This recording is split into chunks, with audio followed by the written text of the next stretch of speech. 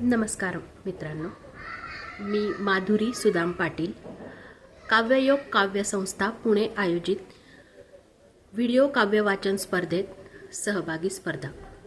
माझ्या कवितेच्या शीर्षक आहे अविश्रांत प्रेम।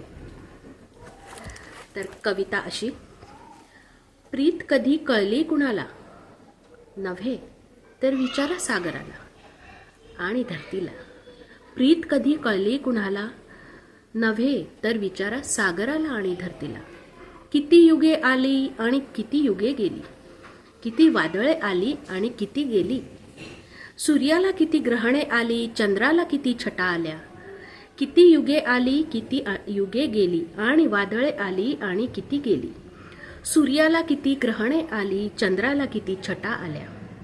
किती जलधारा भिजवून गेल्या, किती उन्हाळे भाजून गेले, किती हिवाळे गोठवून गेले, पण सागराचे धरणीचे प्रेम नाही कमी झाले। किती अडथळे नियतीने निर्माण केले, सूर्याने चोख पहारे लावले। किती अडथळे नियतीने निर्माण केले, सूर्याने चोख पहारे लावले। अवस पौर्णिमा झुरवून गेल्या, सागराला ओढवून नाही नेऊ शकल्या। कारण धरणी आहे सागरासाठी, सागर आहे धरणीसाठी। रोज रात्री सागर येतो भेटीला, धरणी वाट बघते आससून। रोज रात्री सागर येतो भेटीला, धरणी मात्र वाट बघते आससून। पण पहाट होताच सूर्य उगवतीला, नेतो सागराला ओढून। पण पहाट होताच सूर्य उगवतीला, नेतो सागराला ओढून। रोज हेच प्रेम जास्त अवीट होत जाते,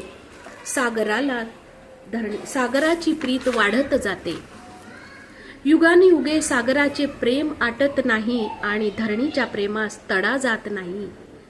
युगानुयुगे सागराचे प्रेम आटत नाही आणि धरणीच्या प्रेमास तडा जात नाही।